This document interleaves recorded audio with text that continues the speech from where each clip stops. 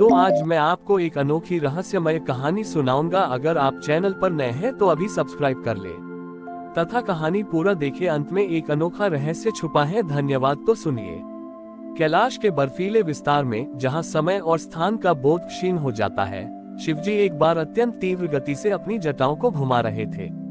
उनके डमरू की ध्वनि भी बहुत तेज थी, मानो ब्रह्मांड का अंत निकट हो। पार्वती जी ने ये देखा और चिंतित होकर पूछा, हे स्वामी, आप इतनी तीव्र गति में क्यों हैं? आपका तांडव तो लयबद्ध होता है, पर यह गति तो अराजक प्रतीत होती है। शिवजी ने गति रोक दी। उनके चेहरे पर कोई तनाव नहीं था, बल्कि एक गहरा रहस्यमय भाव था। उमा, शिवजी ने कहा, ये गति मेरी नहीं, बल्कि एक जीव के भ्रम की है, जिसे मैं अपने भीतर से बाहर निकाल रहा था। शिवजी ने पार्वती जी को बताया कि पृथ्वी पर एक महान गणितज्ञ था, जिसका नाम कालजय था। कालजय ने अपने जीवन भर सही समय और परिपूर्ण क्षण की गणना की। वह इतना सटीक होना चाहता था कि उसने हर कार्य के लिए एक अंतिम समय सीमा डेडलाइन निर्धारित कर दी। कालजय का मानना था कि यदि कोई व्यक्ति हर कार्य को सबसे सही और सबसे तीव्र समय पर करेगा, तो वह सफलता और अमरता प्राप्त कर लेगा। इस जुनून में वह निरंतर भागता रहा, कभी रुका नहीं, और उसने अपने जीवन के सौंदर्य को पूरी तरह से खो दिया। वह हमेशा भविष्य की चिंता में जीता था और वर्तमान के हर पल को एक गुजरते हुए समय के रूप में देखता था।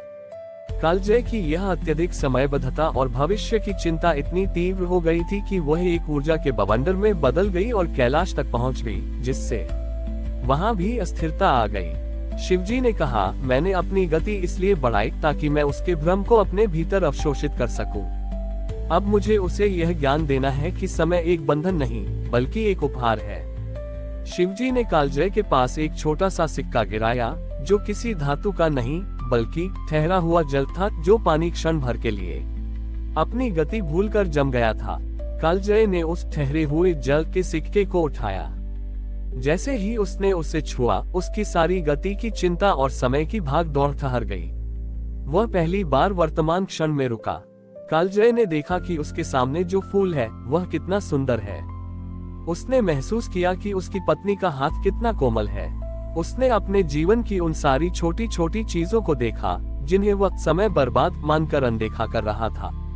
तभी शिवजी ने आकाशवाणी की, ग्रेटर देन, हे कालजय, तुम समय को नियंत्रित करना चाहते थे, पर समय को नियंत्रित करने का एकमात्र तरीका है वर्तमान में स्थिर हो जाना। जब तुम भविष्य की चिंता में भागते हो, तो समय तुम्हें नियंत्रित करता है। जब तुम थम जाते हो, तो तुम काल से ऊपर उठ जाते हो। ग्रेटर देन ये ठहरा हुआ जल तुम्हें दिखाता है कि जीवन में कभी कभी रुक जाना भी आवश्यक है। मैंने अपने गले में सर्प को इसलिए धारण किया है ताकि वह मेरे भीतर के अनंत काल को बांध कर रखे। तुम अपनी गति और गणना में इतना लीन हो गए कि तुम अपने भीतर के अनंत और स्थिर शिवत्व को भूल गए।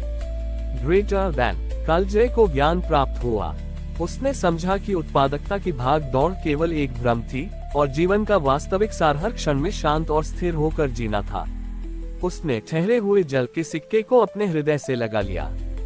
उस दिन से कालजय ने अपनी घड़ियां और समय सारिणी तोड़ दी।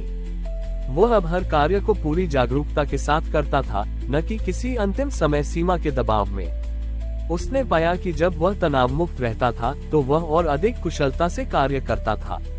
इस प्रकार भगवान शिव ने ये सिद्ध किया कि समय का वास्तविक स्वामी वह है जो भविष्य के डर या अतीत के बोझ से मुक्त होकर वर्तमान के हर क्षण को ठहरा हुआ जल मानकर जीता है। कालजय ने समय की भाग दौड़ छोड़ दी थी। उसने अपनी सारी गणनाएं त्याग दी, और अब वह हर काम को जागरूकता और उपलब्ध समय के भीतर समर्पण के साथ करता था। उसके चेहरे पर अब चिंता की रेखाएं नहीं थीं, बल्कि एक गहरी शांति थी। उसके शिष्य, जो हमेशा उसकी कठोर समय सारिणी से तंग रहते थे, ये परिवर्तन देखकर अचंभित थे। उन्होंने देखा कि उनका गुरु अब धीमे चलता है, ध्यान से भोजन करता है, और जब पढ़ाता है तो उसका ध्यान पूरी तरह से वर्तमान विषय पर होता है, न कि अगले अध्याय की समय सीमा पर। एक दिन शिष्यों ने गुरु कालजय से पूछा, गुरुदेव, आप हमें हमेशा तेज काम करना सिखाते थे, सटीक गणना करना सिखाते थे। अब आप क्यों इतने धीमे हो गए हैं? क्या ये हमारी प्रगति को बाधित नहीं करेगा? उद्धरण चिन्ह। कालजय ने मुस्कुराते हुए अपने हाथ में रखा ठहरा हुआ जल का सिक्का दिखाया। पुत्रों, कालजय ने कहा, मैंने पाया कि मैं तेज इसलिए चलता था क्योंकि मैं हर काम को जल्दी खत्म करना चाहता था ताकि मैं अगले काम की चिंता शुरू कर सकूं। मैं जीवन नहीं जी रहा था, मैं केवल टास्क लिस्ट खत्म कर रहा था। ये ठहरे हुए जल का सिक्का मुझे सिखाता है कि हर क्षण अपने आप में पूर्ण है। जब तुम किसी कार्य को अगले पल की चिंता किए बिना करते हो तो तुम अपनी पूरी आत्मा उसमें डाल देते हो। वह कार्य न केवल उच्च गुणवत्ता का होता है बल्कि उसे करने में तुम्हें आनंद भी आता है। शिष्यों को ये ज्ञान समझने में कठिनाई हो रही थी। तभी उनके गुरुकुल में एक बड़ी समस्या आ गई। उनके सबसे पुराने और विशाल पुस्तकालय में अचानक आग लगने का खतरा पैदा हो गया। पुस्तकालय का एक हिस्सा ढहने वाला था और किताबें निकालने के लिए उनके पास केवल 20 मिनट का समय था, जिसके बाद संरचना पूरी तरह गिर जाती। सभी शिष्य और सेवक घबरा गए। वे तेजी से भागे, किताबों को अस्त व्यस्त तरीके से खींचने लगे, जिससे भगदड़ मच गई और कई महत्वपूर्ण ग्रंथ जमीन पर गिरकर खराब हो गए। उनकी सारी गति और तनाव केवल अराजकता पैदा कर रहा था। कालजय ने हस्तक्षेप किया। उन्होंने ऊंची आवाज में कहा, रुको।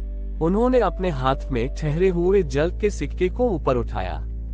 याद रखो, हमारे पास 20 मिनट है, पर वे 20 मिनट वर्तमान हैं।